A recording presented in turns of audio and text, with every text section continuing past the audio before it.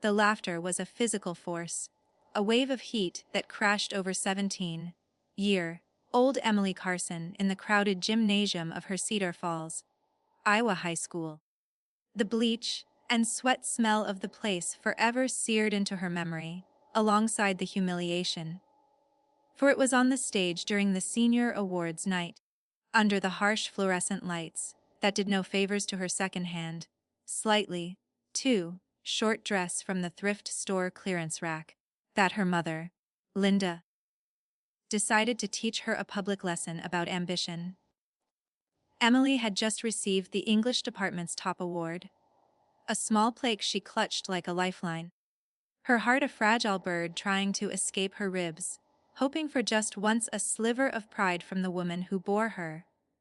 But Linda, wearing the new dress she'd bought for herself just that afternoon, clicked her way up to the stage, took the microphone from a confused principal, and with a smile that didn't reach her cold, disappointed eyes, announced to the entire town, "My daughter, bless her heart, thinks books are a career. Let's be realistic.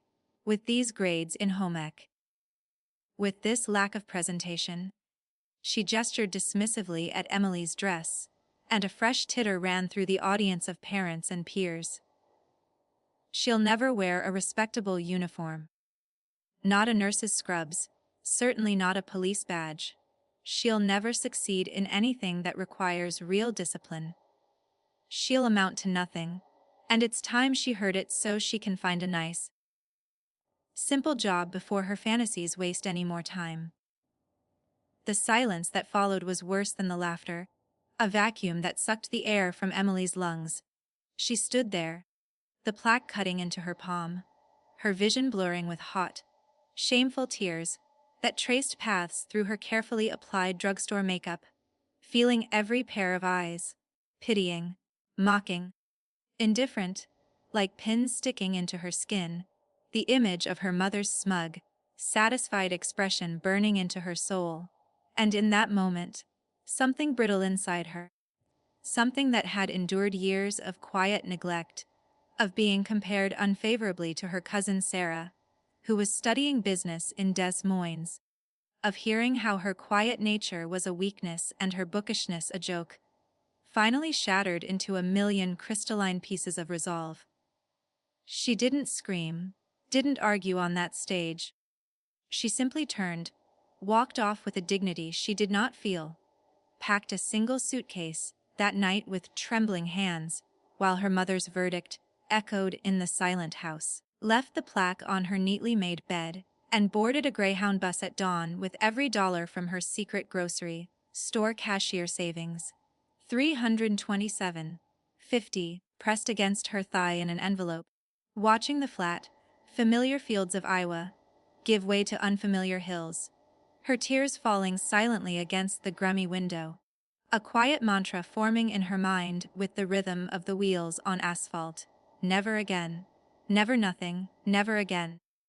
Her new life began not with a bang, but with the hollow echo of her lone suitcase, in a cramped Atlanta boarding house room that smelled of mildew and old cigarettes, a room she could barely afford with her first job mopping floors at a 24-hour diner, the acidic smell of industrial cleaner replacing the scent of home, her body aching with a fatigue so deep it felt spiritual, surviving on stolen packets of crackers and watered-down soup, lying awake on a thin mattress, listening to the city's indifferent roar, the loneliness a tangible coldness in her chest, her only comfort the public library's quiet warmth, where she'd spend her rare free hours studying, not for fun, but for survival, devouring books on criminal justice, sociology, and American government, the words a lifeline.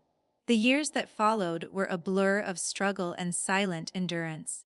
A data entry clerk in a windowless Chattanooga office, where the fluorescent hum was the only music, a nighttime security guard at a dormant Nashville mall, where her footsteps echoed in the vast, dark emptiness, each job a stepping stone barely above water, each city, Memphis, St. Louis, Indianapolis, a lesson in American anonymity, where she learned to stretch a dollar until it screamed, to patch her only good pair of shoes with glue, to swallow her pride along with countless meals of instant noodles. Her hunger both physical and for something she couldn't yet name. The ghost of her mother's prophecy, a constant whisper in her darkest moments. The times she'd stare at her gaunt reflection in a bus station bathroom and wonder if Linda had been right. But the resolve, that crystallized shard from the high school stage, only hardened. She enrolled in online community college courses, studying through sleepless nights after double shifts, her eyes gritty and burning, fueled by cheap coffee, and a fury so quiet it had become a part of her heartbeat, saving every spare cent, denying herself every small pleasure, her social life a blank page, her entire existence funneled into a single, narrow beam of purpose. The breakthrough came not with fanfare, but with a letter of acceptance to a state university in Chicago for a degree in criminal justice, a letter she held with hands that wouldn't stop shaking, pressing it to her chest in her shared apartment's tiny kitchen, allowing herself one single, shuddering sob of relief before the grind began anew.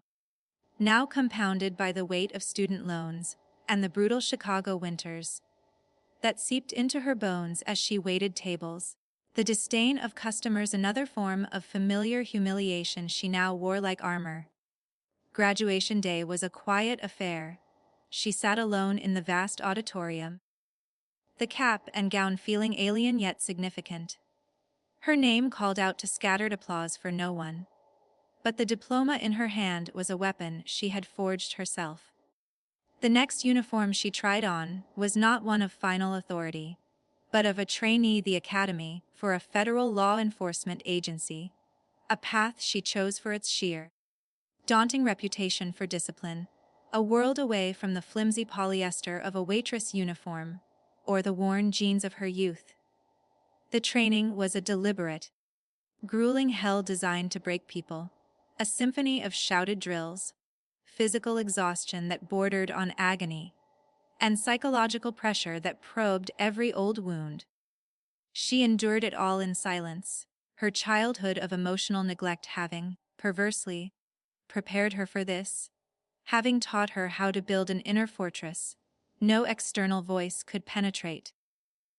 She learned to shoot with a calm, steady precision that surprised the instructors, mastered the intricate laws of the United States Code, excelled in crisis negotiation by harnessing the deep empathy her own pain had cultivated.